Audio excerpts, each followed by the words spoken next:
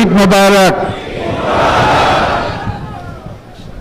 আজকে বাংলাদেশের প্রতিটি গ্রামে, প্রতিটি বাজারে,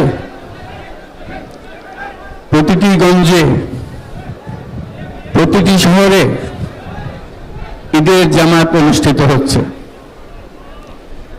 আমরা জাতির পক্ষ থেকে জামাতে যারা যেখানে শরীক হয়েছেন তাদেরকে ঈদ মোবারক জানাচ্ছি। একটু জোরে বলেন, তারা যেন সবাই শুনতে পায়। যারা ঈদের জামাতে শরীক হবার সুযোগ পাননি তাদেরকেও আমরা ঈদ মোবারক জানাচ্ছি, সেটাও জোরে ঈদ মোবারক দেন। আমাদের মা বোনেরা, মহিলারা যারা ঘরে আছেন তাদেরকেও আমরা জাতির পক্ষ থেকে ঈদ মোবারক জানাচ্ছি।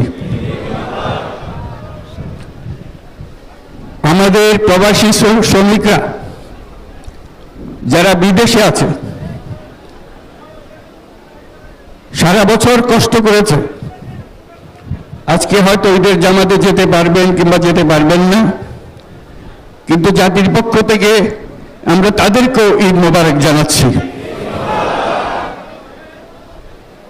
যারা বাংলাদেশিরা আছেন পৃথিবীর বিভিন্ন দেশে, জাতির পক্ষ থেকে তাদেরকে আমরা বলে যাইনি, তাদেরকেও আমরা ঈদ মোবারক জানাচ্ছি। যারা হাসপাতালে আছে, রোগী বিভিন্ন কারণে ঈদের জামাতে যেতে পারেন নাই, তাদেরকেও ঈদ মোবারক জানালাম।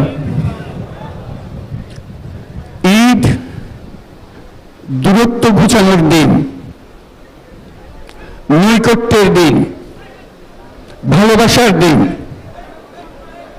আজকে সেই দিনটা আমরা যেন গভীর